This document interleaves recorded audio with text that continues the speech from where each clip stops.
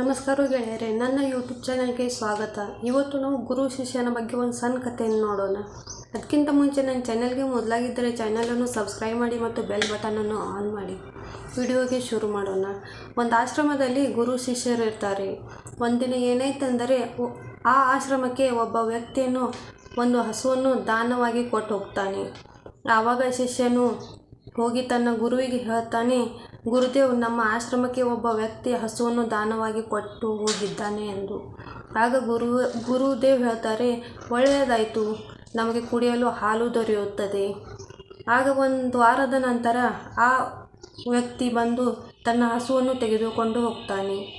ಆವಾಗ ಶಿಷ್ಯನು ಬಂದು ಗುರುದೇವಿಗೆ ಹೇಳ್ತಾರೆ, ಗುರುದೇವ್, ಆ ವ್ಯಕ್ತಿ ಒಂದು ವಾರದ ಹಿಂದೆ ಹಸುವನ್ನು ಇಲ್ಲಿ ದಾನವಾಗಿ ಕೊಟ್ಟು ಹೋಗಿದ್ದಾನಲ್ವ, ಆ ಹಸುವನ್ನು ಆತ ತೆಗೆದುಕೊಂಡು ಹೋದ.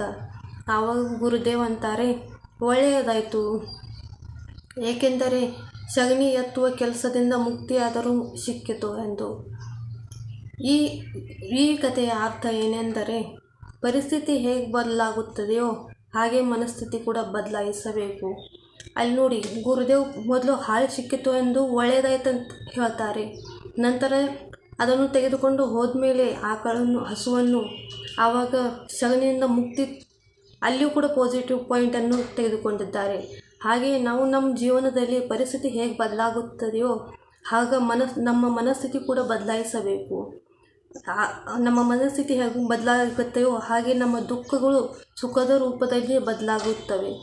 ಈ ವಿಡಿಯೋ ಚೆನ್ನಾಗಿ ಅನಿಸಿದರೆ ಲೈಕ್ ಮಾಡಿ ಮತ್ತು ಸಬ್ಸ್ಕ್ರೈಬ್ ಮಾಡಿ.